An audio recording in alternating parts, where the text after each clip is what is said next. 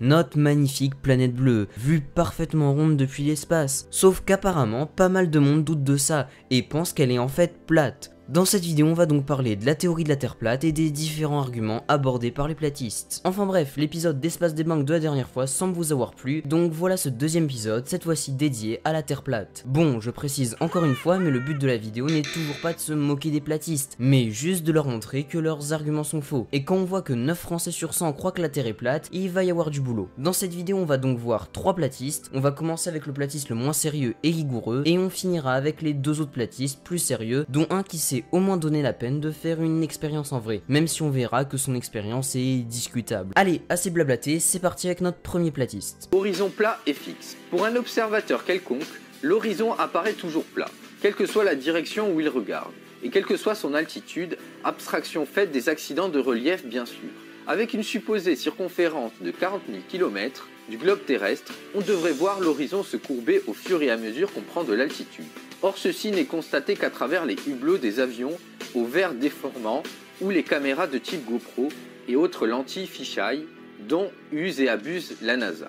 En fait, avec des caméras ordinaires fixées à des ballons sondes amateurs, même des photos prises à partir de la stratosphère montrent toujours un horizon plat. Alors l'horizon apparaît toujours plat. Alors certes, si tu regardes devant toi, le sol paraît plat car la Terre est immense. C'est impossible de voir une courbure depuis le sol. Et même si on prend de la hauteur, c'est difficile de voir la courbure terrestre car la hauteur minimale pour la voir est d'environ 10 600 mètres. Donc même en haut de l'Everest, on ne peut pas voir distinctement la courbure terrestre. De plus, il faut autre chose d'important pour voir la courbure terrestre, un champ de vision dégagé. Et ensuite tu dis qu'en avion on voit la courbure de la Terre. Et je suis d'accord, mais qu'à moitié, car certes un avion de ligne peut voler entre 5000 et 12 000 mètres d'altitude, alors on pourrait théoriquement voir légèrement la courbure de la Terre. Mais comme je l'ai dit plus tôt, il faut un champ de vision dégagé. Or, dans un avion, tu n'as qu'un petit hublot pour voir, donc on ne voit que très difficilement et peu la courbure de la Terre. Et deuxièmement, tu nous dis calmement comme ça que les vitres des avions sont déformantes, alors qu'on voit bien au décollage et à l'atterrissage que tout ce qui est autour de nous n'est pas déformé. Si les vitres étaient réellement déformées, elles le seraient tout le temps. Ensuite, tu nous dis qu'on ne voit la courbure terrestre qu'avec des lentilles fisheye et des GoPro. Alors, c'est bien beau, mais quand on utilise une GoPro, l'image n'est pas courbée. Alors pourquoi elle le serait spécifiquement quand on prend une photo de la Terre? Et pour ton histoire de lentilles fisheye, ça arrondit bel et bien la photo, mais ça la déforme aussi. On verrait donc que toute la photo est arrondie et pas juste la Terre. Par contre, avec des ballons météo qui peuvent dépasser les 30 000 mètres d'altitude, on voit bel et bien une courbure terrestre. Contrairement à ce que tu dis, même des ballons amateurs d'une université peuvent voir la courbure. Donc au lieu de juste nous dire oui mais avec des caméras classiques et des ballons amateurs on voit la Terre plate, donne-nous des preuves, tu n'as même pas mis une image pour illustrer. Si donc la Terre était sphéroïdale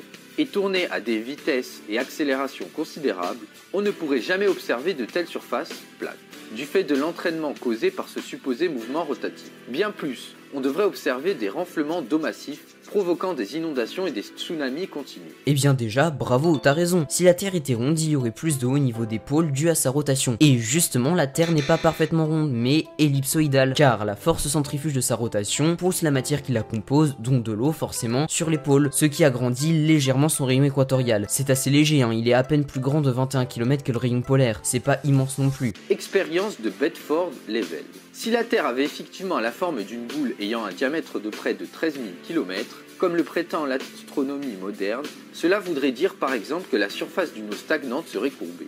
Et avec de simples calculs trigonométriques, on pourrait montrer que cette courbure convexe s'abaisse. Or, c'est exactement l'expérience qu'a menée en 1838 un inventeur anglais du nom de Samuel Robotham. Ce dernier avait effectué une série d'observations sur un tronçon rectiligne du canal de Bedford-Level, Norfolk, d'une longueur de 9,7 km. À l'extrémité de ce tronçon, il a établi un télescope à 20 cm au-dessus du niveau de l'eau afin d'observer un petit bateau sur lequel il avait fixé un drapeau à environ 0,81 m du niveau de l'eau.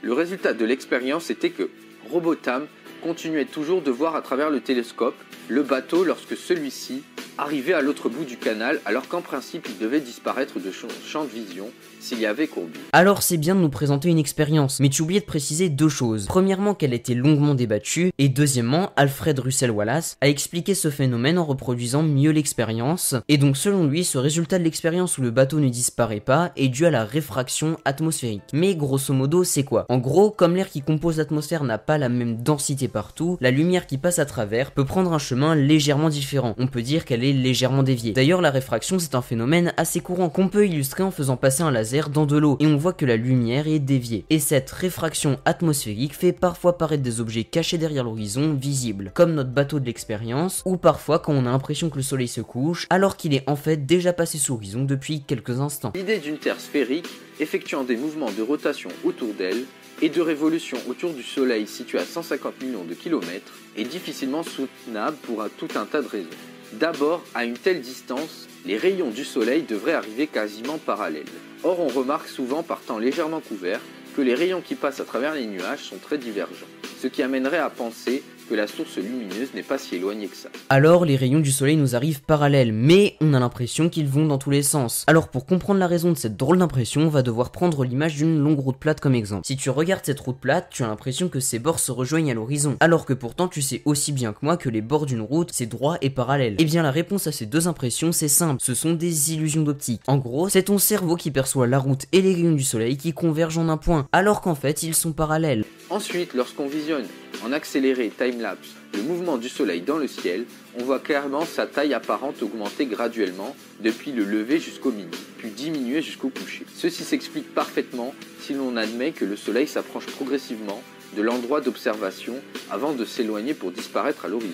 D'autre part, les écarts de température simultanés sur la Terre à quelques milliers de kilomètres seulement, par exemple une chaleur étouffante en Afrique, par contraste à un froid glacial en Antarctique, rendent complètement absurde la thèse qui voudrait que la source de chaleur se situerait à des dizaines de millions de kilomètres de là. Il semble plus gros quand il se lève et se couche, effectivement, mais c'est comme tout à l'heure dû à l'atmosphère de la Terre, qui agit cette fois comme une sorte de verre de lunettes et agrandit légèrement la taille du soleil. Mais c'est très léger, pas de quoi en faire un complot. Ensuite, pour ton histoire des températures et du climat, que ça te dérange ou non, même à des millions de kilomètres du soleil, une petite distance de 1000 km peut changer un climat. Et c'est quand même vachement plus logique que ta théorie de la Terre plate qui dit « Ah, le climat il est comme ça parce qu'il est comme ça ». Bon, après je débunk cette vidéo, mais les arguments sont assez bancals et ça m'étonne pas trop quand tu vois les miniatures et les titres des vidéos qu'on trouve sur sa chaîne. Bon, on passe à quelque chose de plus sérieux, avec ce monsieur qui est passé à la télé et qui a une expérience sérieuse et concrète à nous montrer.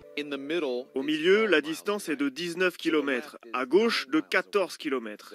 On peut zoomer sur la côte et les maisons au loin. Mais c'est censé être impossible, puisqu'à cette distance, selon les calculs scientifiques, elle devrait être 20 mètres sous l'horizon.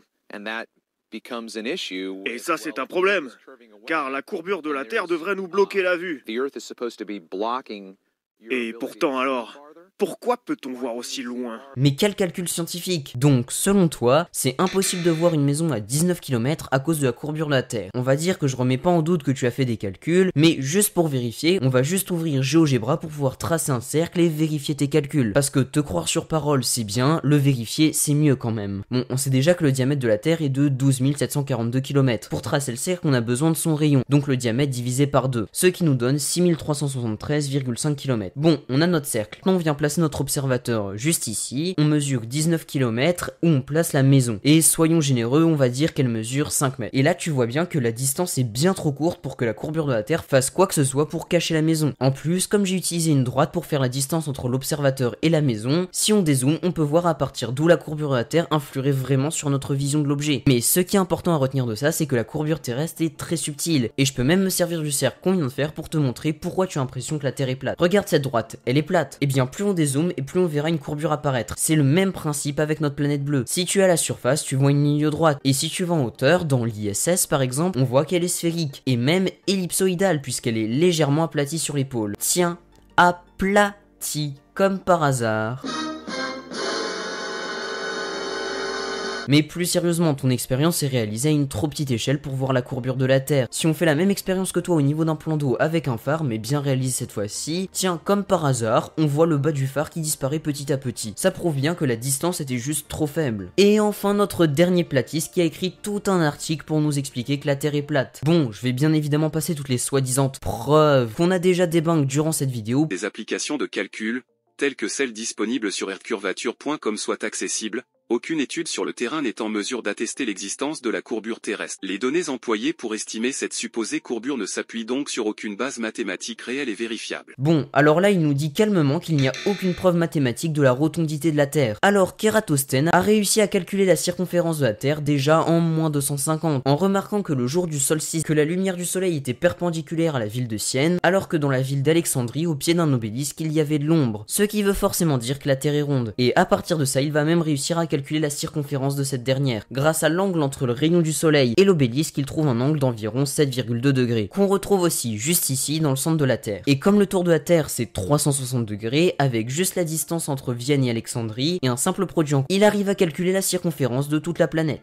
Des tests laser ont été réalisés au Grand Lac Salé dans l'Utah, entre des rives distantes de 34 km l'une de l'autre et qui, cartographiquement, sont à la même hauteur. Selon les données officielles, il devrait y avoir un dénivelé de 90 mètres dû à la prétendue courbure terrestre entre les deux points. Bon, pour l'histoire du laser, comme on l'a dit avec le platiste précédent, la courbure terrestre est très subtile. Et deuxièmement, tu écris noir sur blanc que le dénivelé est censé être de 90 mètres pour 34 km. Sauf que pour quelqu'un qui voulait des preuves mathématiques juste avant, tu ne nous donnes pas de calcul. Et ça c'est pareil pendant quasiment tout le reste de l'article, avec les phares maritimes, le lac Baïkal et la ville de Chicago. D'ailleurs, pour illustrer ce dernier exemple, il montre une photo de la ville de Chicago avec le bas des bâtiments coupé par l'eau, ce qui montre bel et bien que la Terre est ronde. C'est le pire but contre son camp qui pouvait arriver.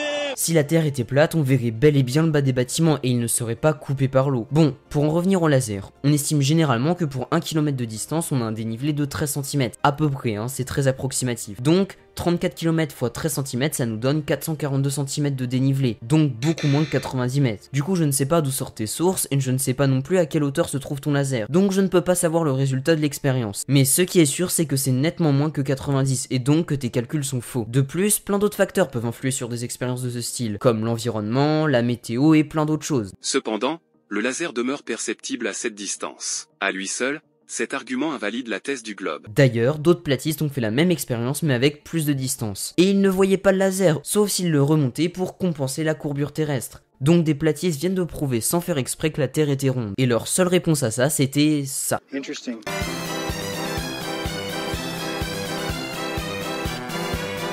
Ce qui montre bel et bien que les platistes, même avec des preuves partout autour d'eux, refusent d'admettre que la Terre est ronde. Alors que nous pouvons zoomer la Lune avec une précision remarquable, curieusement, aucune photographie de satellite prise depuis la Terre n'est disponible. Si, on peut voir des satellites depuis la Terre. Regarde cette ligne de points. C'est les satellites que Musk avait envoyés dans l'espace. Donc, si, on voit des satellites. De plus, aucune image satellite disponible à ce jour n'offre une vision continue de la rotation terrestre sur une journée entière. Et malheureusement pour toi, il existe aussi plein de vidéos de rotation complète de la Terre. Je vous laisse regarder dans la description de la vidéo pour voir les vidéos. En outre, malgré la circulation incessante d'avions par milliers dans notre ciel, étrangement, aucun d'entre eux n'apparaît sur ces supposées images satellites. Si tu fais référence à ce genre de photos de la Terre, c'est normal de pas voir les avions. Ils sont tellement petits comparé au continent, on peut pas les voir. Regarde, ça c'est la photo d'un avion pris depuis l'ISS, avec un très gros objectif. Et on a déjà du mal à le voir. Donc tu te doutes bien qu'avec une photo immense de la Terre, on verra pas les avions. L'eau ne peut pas se courber et se répartir uniformément sur une surface sphérique. Par définition,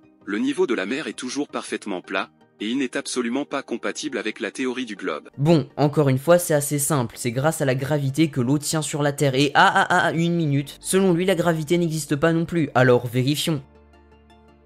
Et oui, effectivement, la gravité n'existe pas. Bien joué à toi. Bon, assez rigolé, je vais pas analyser chaque bout de cet article, car chaque nouvelle preuve est pire que la précédente. J'abandonne ici, sinon la vidéo va durer 1 heure. Merci d'avoir regardé cette vidéo, j'ai bien profité de ces 2 semaines de pause. Je reviens plus fort que jamais cette année 2024 pour faire un maximum de vidéos. Mon objectif pour cette année, c'est d'atteindre les 10 000 abonnés d'ici l'année prochaine. Si tu as aimé cette vidéo, celle-là pourrait te plaire aussi. Sinon, merci d'avoir regardé jusqu'ici. Salut! Tu serais un putain de plancton.